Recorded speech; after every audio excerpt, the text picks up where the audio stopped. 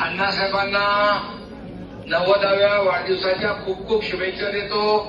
त्यांचं मनापासून अभिष्ट चिंतन करतो आणि त्यांना उत्तम आरोग्य, दीर्घायुष्य लाभो आणि अशीच आम्हाला त्यांची सेंचुरी साजरी करण्याचा योग आम्हाला लाभो, अशा प्रकारच्या खूप खूप शुभेच्छा. मी आता अण्णासाहेब गावी आहे, गावी आलोय, तर तुम्हाला खूप खूप शुभेच्छा मनापासून. तुमचं मार्गदर्शन, तुमची प्रेरणा, ऊर्जा सातत्याने आमच्यासारख्या कार्यकर्त्यांना मिळते, त्यामुळे आम्ही काम करतोय.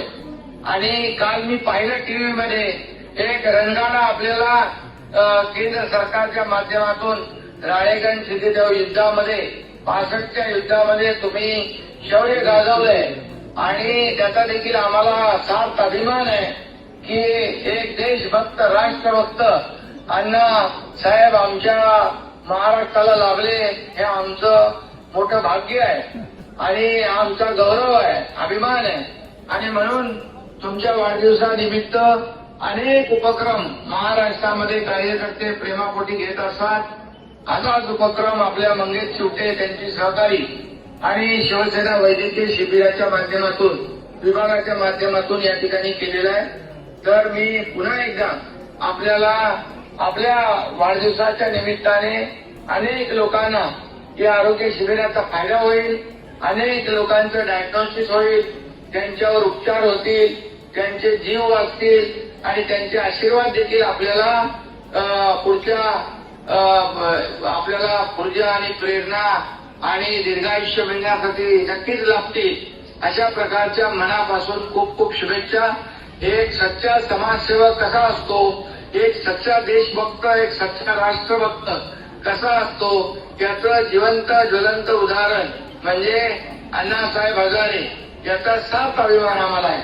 पुन्हा एकदा आपल्याला मी मनापासून खूप खूप वाढदिवसाच्या शुभेच्छा देतो आणि आपल्याला दीर्घायुष्य होण्याच्या देखील शुभेच्छा देतो. आपलं अभिष्ट चिंतन पुन्हा एकदा करतो. खूप खूप शुभेच्छा. माझ्यासारख्या सामान्य माणसांना जे शिंदे साहेबांनी